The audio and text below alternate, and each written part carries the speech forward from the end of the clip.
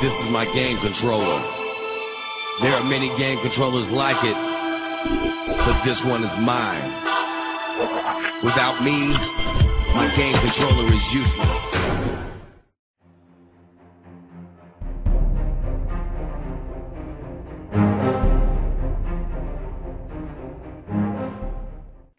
Hey guys, welcome to the second episode of Let's Play Skyrim, The Adventures of Khajii. As always, I'm Adam, your host from GameNTrain.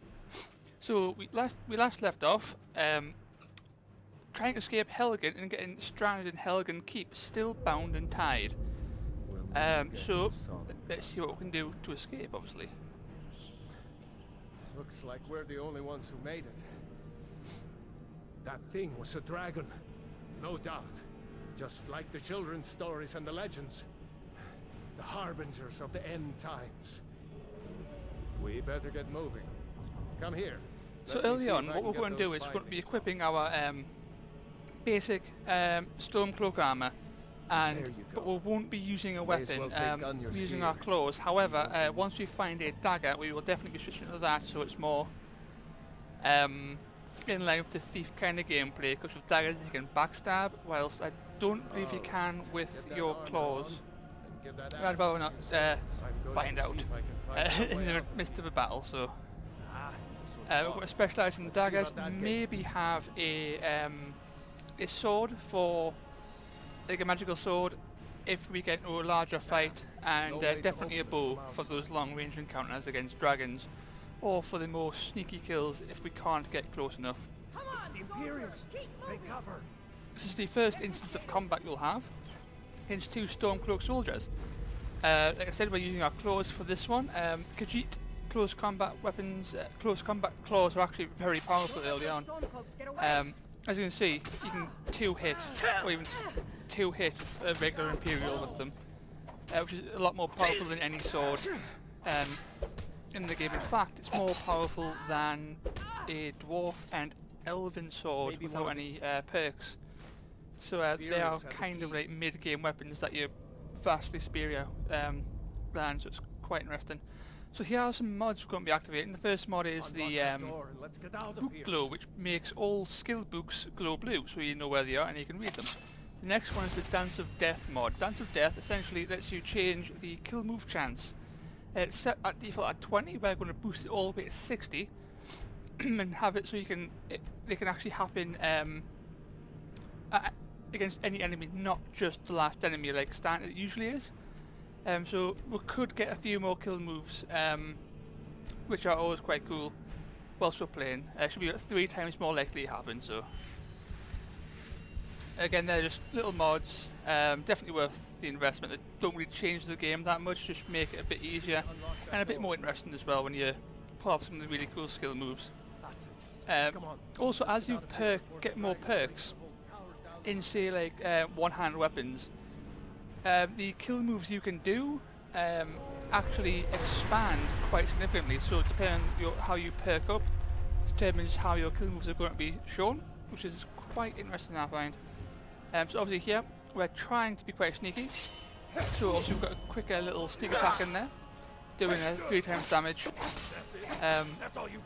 which is always nice. And of course we've also got a bit of experience, because sneak attacking with daggers, even early on, is a very good way of getting experience in sneak, whilst doing it with a bow isn't quite as effective.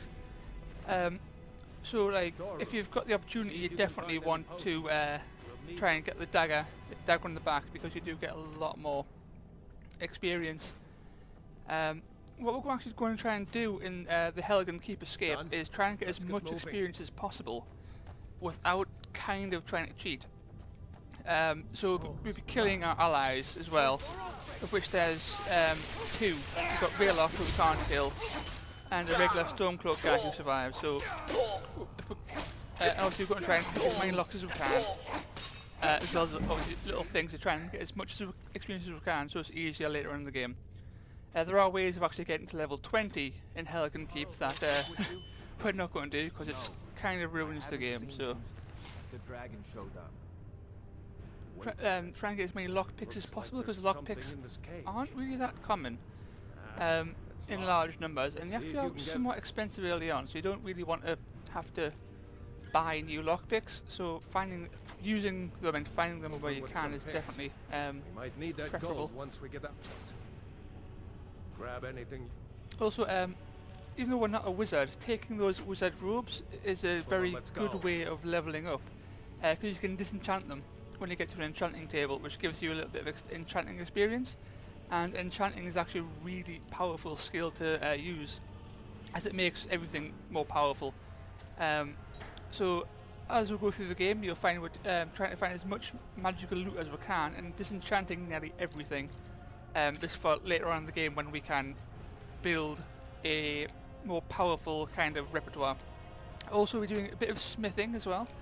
Smithing is another very powerful skill to use, since it lets you access armor and weapons before the game would normally let you.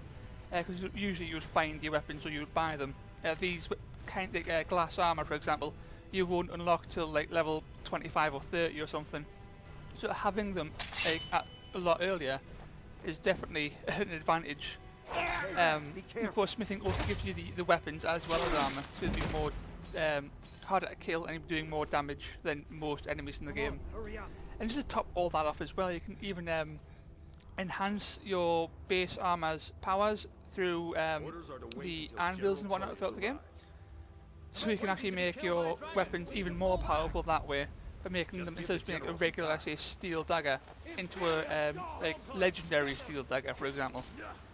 And just even to top it off again, enchanting and smithing go together very, very well. Due to the perks in both trees that you enchant and improve enchanted weaponry and armor, but that takes a while to unlock though. So obviously, as you can see here, we've continued our little adventures through Helgen Keep here, and these archers are quite a pain.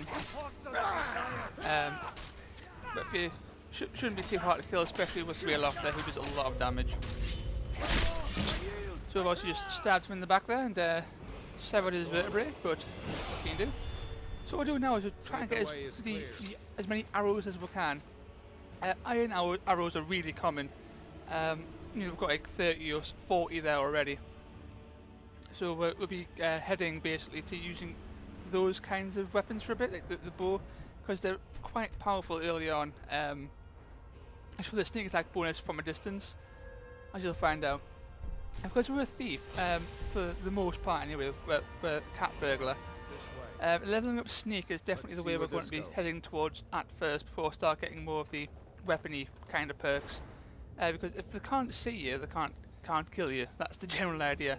Also, with sneaking, there is various sneak attack bonuses you get later on, such as times 3 damage with bows and times 15 damage with daggers when you're sneak attacking. So they're definitely worth getting.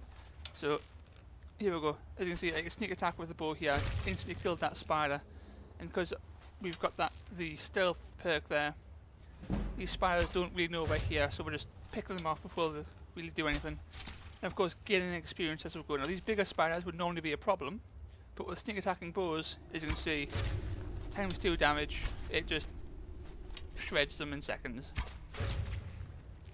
If you were to engage all them at the same time, chances are without Ralof you would get killed. Due to obviously the venom they have quite a powerful poisonous effect, which can be quite fatal early on. So taking them out from a distance is definitely wise. This bear is the weakest bear you'll ever find in the game. You don't really want to be attacking bears once you leave Helgen Keep, because they're extremely dangerous. You do not want to be fighting them until you at least have some decent armor and weaponry so you can take them on, or at least a huge supply of potions to keep yourself alive. So that's pretty much the end of Helgen Keep here. So we'll be leaving to enter Skyrim, which is obviously the open world, and you can do whatever you want, and we shall. But unfortunately, this will continue in episode 3. So this is Adam from GameNTrain. Happy gaming and God bless. Wait!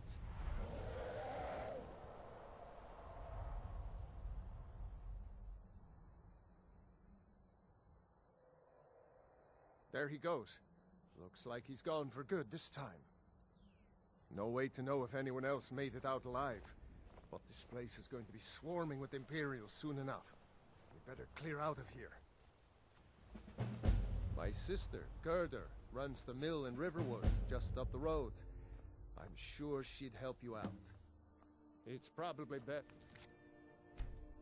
if we